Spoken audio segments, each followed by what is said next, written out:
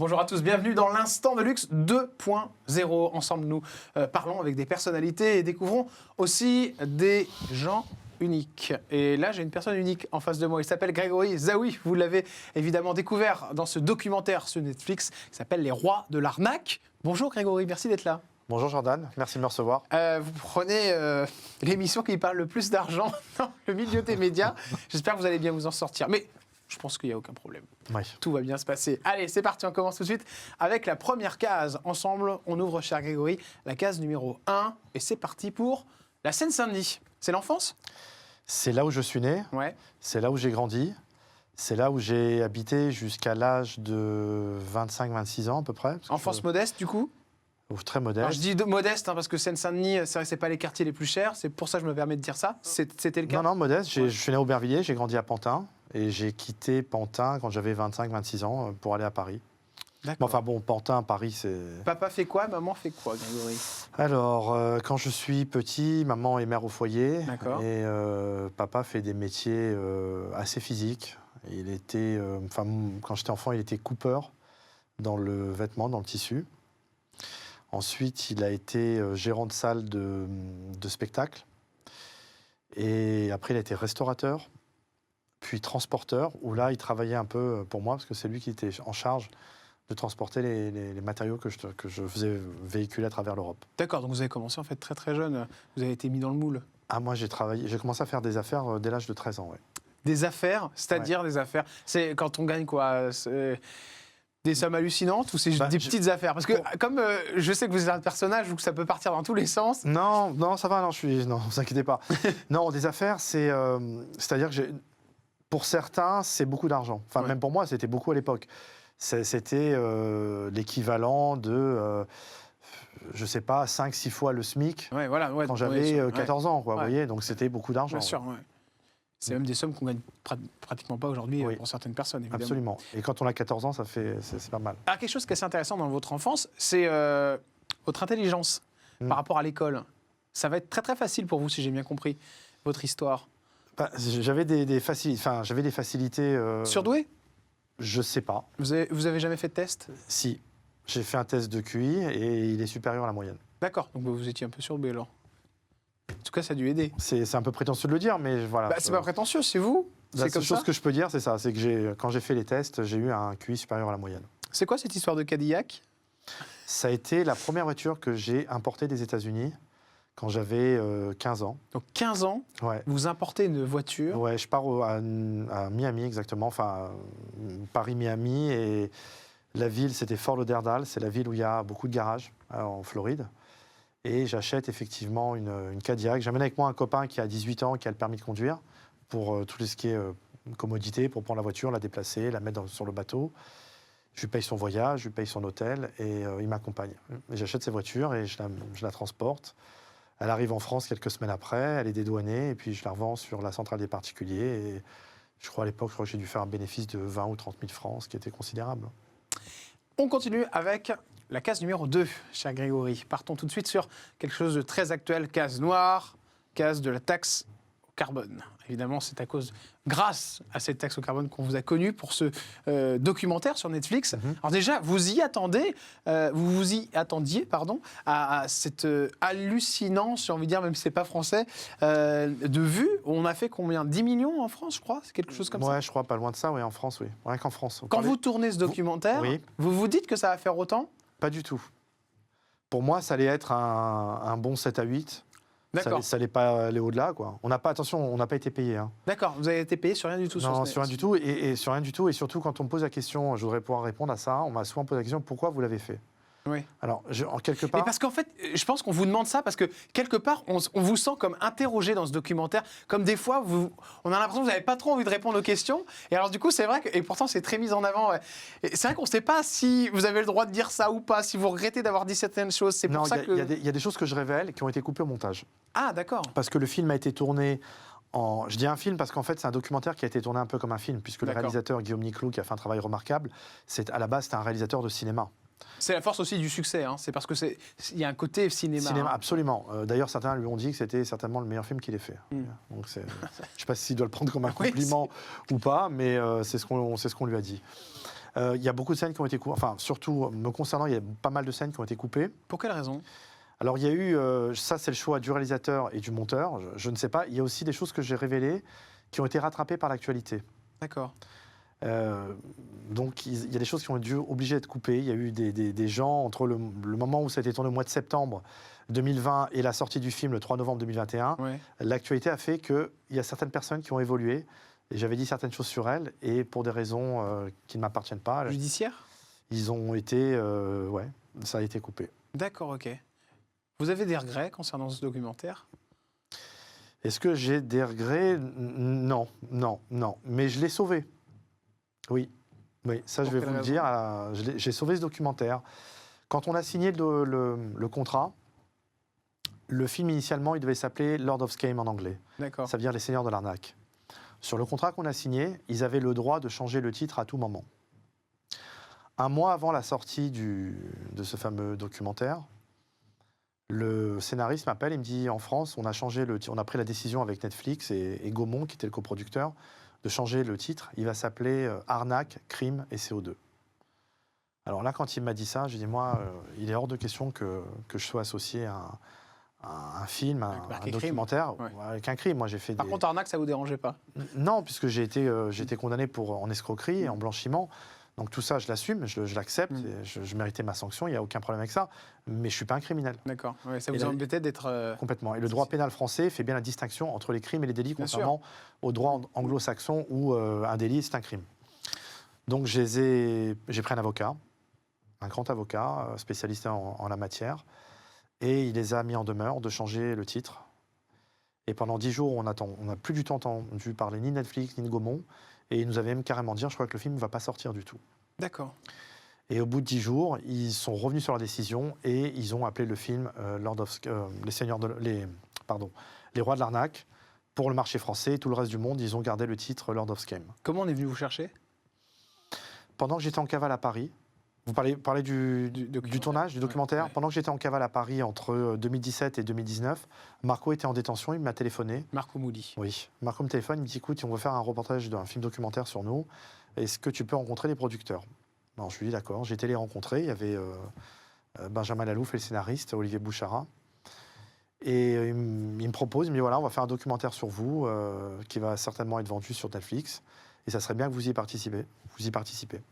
Et puis, de toutes les manières, si vous n'y participez pas, il se fera sans vous. D'accord. Donc, si vous voulez, on nous l'a un peu imposé. On vous a imposé. C'est pour ça que je reviens à ce que je vous ai dit tout à l'heure. On pose souvent la question pourquoi vous l'avez fait? Parce que de toutes les manières, sans nous, il aurait été fait. Ouais. Et sans nous, on n'aurait pas pu s'exprimer et dire des... Et vous avez pu dire au moins ce que vous vouliez. Pourquoi vous reconnaissez qu'à demi-mot être le cerveau de cette arnaque à la taxe? Parce que c'est très prétentieux de le dire. Même de toute façon, si je dis que c'est faux, si je dis que c'est pas moi, c'est un mensonge. Si je dis que c'est moi, ça peut être prétentieux. En fait, le vrai terme qui m'a été octroyé par les magistrats qui m'ont condamné, ça a été l'ingénieur de la fraude et le concepteur de la fraude à la taxe carbone. Voilà, c'est le vrai terme. Et après, les journalistes par extension, m'ont décerné le titre de cerveau. Est-ce que vous souffrez, depuis la diffusion de ce documentaire, de l'image que vous avez? Au contraire, c'est quelque chose que vous assumez très très bien? Écoutez, pendant ma dernière détention, pendant 18 mois, je me suis posé la question à savoir est-ce que j'allais faire ou pas ce film, parce que j'avais tourné le premier teaser pendant ma période de cavale en décembre 2018. Je me posais la question, est-ce que je le fais? Est-ce que j'essaye de faire une force de ce qui m'est arrivé, ou alors, sans savoir que ça allait avoir un tel succès, hein, je ne m'y attendais pas du tout, hein, ou alors je change de nom et je pars sur autre chose complètement. Eh bien, j'ai été attiré par... Enfin non, j'étais attiré par rien, parce que le film a été tourné en septembre 2020, septembre-octobre. Il est sorti un an après, plus d'un an après. Et en fait, le raz-de-marée, il est arrivé là, en ce moment, quoi. On vous reconnaît dans la rue? Oui. Beaucoup? Je fais des selfies, ouais. Ça fait quoi? Bah, ça fait drôle. Le premier selfie, j'ai donné à un policier. C'est vrai. C'est énorme. Ouais, non, c'est fou. C'est fou, non, mais le plus fou, c'est surtout les messages que je reçois. On vous dit quoi? Oh là là, mais des messages, bravo, félicitations, vous avez bien fait, c'est l'argent de l'État. Enfin, j'arrive pas à comprendre. Les gens sont comme ça. Mais oui, mais c'est pas tout le monde qui pense, attention. Mais beaucoup, Mais et à l'inverse? À l'inverse? On vous attaque? On va partir sur la case numéro 3, pardonnez-moi, de la santé, parce que c'est vrai qu'on est un petit peu, on part sur quelque chose de différent. C'est la santé aussi mentale, elle est importante. On était en haut, on est tombé, et aujourd'hui, on essaye de se relever. Ça parle beaucoup aux gens, c'était France Info. C'est intéressant cette phrase, parce qu'on explique aussi, par l'intermédiaire de votre phrase, que voilà, c'est monté très très haut, c'est descendu. Psychologiquement, ça ne va pas être toujours facile à vivre. Non. La phase compliquée, ça a été quoi ? Écoutez, la prison, elle cause des dommages post-carcéraux D'accord. qui ne se voient pas physiquement. C'est des cauchemars ? C'est des troubles du sommeil très importants. D'accord. C'est des troubles dans la vie intime. C'est des troubles... Des troubles de la sexualité ? Oui. C'est... Mais pour quelle raison ? Parce qu'au moment de faire l'acte, vous y pensez ? Non, pas du tout, non. C'est des troubles qui ne s'expliquent pas. D'accord, C'est des moments de passage à vide où D'accord. vous pouvez voir, vous voulez voir personne, vous voulez entendre D'accord. personne. Vous êtes fatigué, vous ne savez pas pourquoi. Bon, et plus le temps passe, plus ces troubles-là existent toujours, mais D'accord. s'espacent dans le temps et se réduisent. Et ça ne s'explique pas. Vous savez, il y a beaucoup de gens, quand ils sortent de détention, vous les voyez, s'ils sortent l'été, ils sont bronzés, Ouais. ils ont fait du sport, Bien ils sont sûr, musclés. Vous leur dites, oh, les mecs, on dirait que ça leur a rien fait. Mais il y a des trucs à l'intérieur qui sont cassés, Bien qui sûr. ne se voient absolument pas et qui sont très difficiles, voire quasiment irréparables. On a beaucoup parlé de viol dans les prisons. Vous avez assisté Non. à ce genre de choses ? Non. Ça n'existe pas ? Non, j'ai pas vu ça. Enfin, la prison, j'étais à la fin, là, enfin même avant. Non, enfin surtout à la fin, j'avais une cellule individuelle et on D'accord. avait des douches en cellule. Donc D'accord. le problème, non, j'ai pas vu ça. L'ordre, il est réglo en prison ou alors il est un petit peu surestimé par les gardes, si vous voyez. Qu'est-ce que vous appelez l'ordre ? C'est-à-dire, est-ce que la répression est forte ? Est-ce que des fois ils vont trop loin, ces gens qui vous gardent ? Ou au contraire, non, ça reste très respectueux du À prisonnier ? la prison de Fresnes, oui, ils en font. C'est une prison qui est extrêmement difficile. Les D'accord. conditions de détention sont terribles. Ça veut dire quoi de terrible ? Vous êtes 3 en cellule, vous avez des punaises de lit. Moi, j'ai été démangé tout le corps.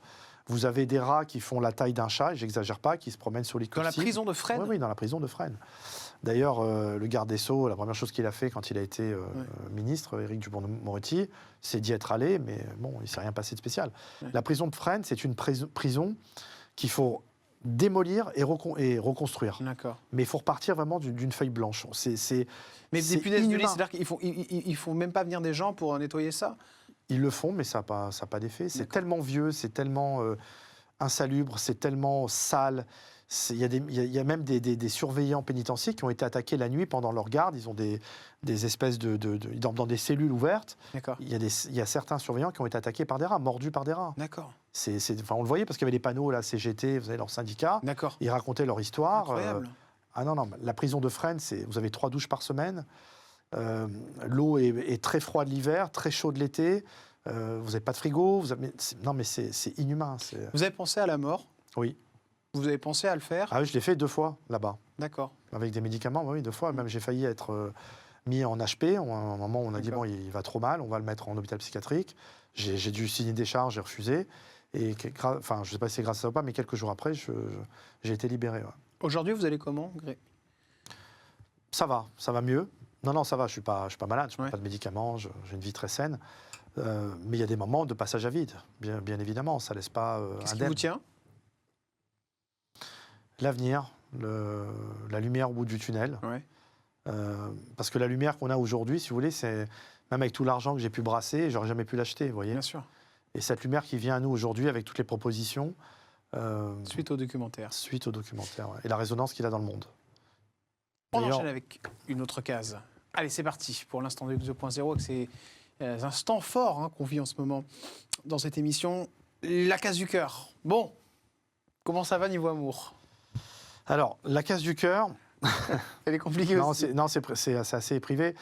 La seule chose que je peux vous dire, c'est que parmi les dommages collatéraux que j'ai vécus, j'ai eu un 2e divorce. D'accord. Ça a enchaîné. Ouais. Suite au docu mental. Non, je parle de la détention. De la détention, d'accord. Inévitablement. Oui, ça bloque. Ouais. ouais, inévitablement, j'ai eu un. Elle venait vous voir quand même Non, au elle parloir venait Non, bah, d'accord. plus. Non, elle venait plus. J'ai eu ce qu'on appelle les parloirs fantômes. C'est-à-dire ? Parloir fantôme, c'est quand vous avez un rendez-vous parloir avec D'accord. vous avez parloir, vous avez le droit à 3 par semaine. D'accord. Donc c'est tout un. Vous vous préparez. C'est entre le moment où le parloir est à 15h, on vient vous chercher à 14h15. Ça peut D'accord. être 3 quarts d'heure avant. Ok. Donc vous vous préparez, vous faites beau, vous douchez, vous parfumez avec l'eau de Cologne, parce que le parfum est interdit en détention. Et puis au moment où vous arrivez, on vous dit, vous montez en cellule, la personne n'est pas venue. C'est dur. Okay. Ouais, ça c'est difficile, hein, Ouais. c'est clair. On enchaîne avec une autre case. Allez, c'est parti pour la case numéro 5. Évidemment, c'est le film Netflix pour parler d'une personne, Marco Mouli. Oui, Quelles sont vos relations avec lui? elles sont très bonnes. Bon, on se voit un peu moins en ce moment, parce que lui, il est occupé de son côté et moi du mien, mais non, elles sont très bonnes. Je le Voilà, suis sur les l'émission réseaux. TPMP que vous aviez fait avec lui. Voilà, on voit Lui, c'est une grande gueule, on peut le dire. Ça, c'est sûr. Ouais, il joue un rôle. Il joue un rôle vraiment, comédien, ou il est ouais. vraiment comme ça? Ouais, non, c'est un comédien, Marco. Et dans la vraie vie, Dans la vie, il est un peu pareil. Mais Ouais. moi, je le connais par il cœur. pousse un peu derrière. Ouais, moi, je le connais par cœur, vous savez. Ouais. Je Il vous le fait laisse. peur des fois? Non, il est gentil, Marco. C'est un gentil? C'est un vrai gentil, Marco. Il a Est-ce- beaucoup de cœur. Moi, je l'ai vu faire des trucs incroyables.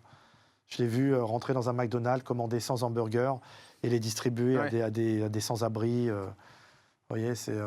Non, c'est quelqu'un qui a beaucoup de cœur, Marco. Quelle protection vous avez autour de vous aujourd'hui? Physique? Oui. Est-ce que quelqu'un s'occupe de vous ou pas? Ah, physiquement? Suite à tout ce qui s'est passé? Parce que vous me disiez tout à l'heure que vous avez eu des menaces j'en ai- aussi. Non, il y a eu, ça m'est arrivé là il n'y a pas longtemps, des gens qui ont essayé de faire de l'extorsion de fonds, D'accord. des gens que je connais pas, hein, qui ont tenté un truc. Bon, moi j'ai aucun problème avec ça. Enfin, dès que j'ai un problème, je suis obligé de porter plainte, quoi. D'accord. Je suis pas un voyou, je suis pas un bagarreur, tout simplement. Et on termine avec la dernière case. Évidemment, la plus importante, c'est la case numéro 6, la case de l'argent. Oui, Bon, aujourd'hui, ouais.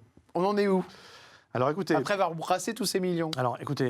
moi aujourd'hui, on me demande souvent qu'est-ce qui me reste. Oui.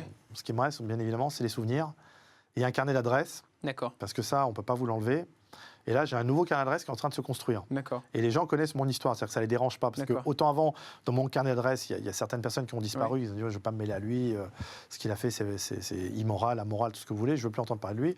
Et là, dans le milieu artistique, ça ne dérange pas grand monde finalement. D'accord.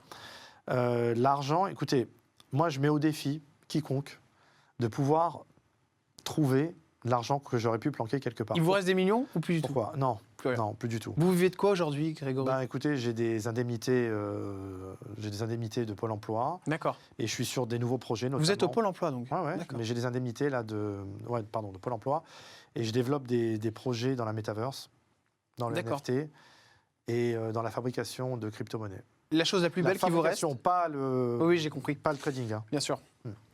La chose la plus belle qui vous reste? Une voiture? Une belle montre? Non, des souvenirs. Plus rien.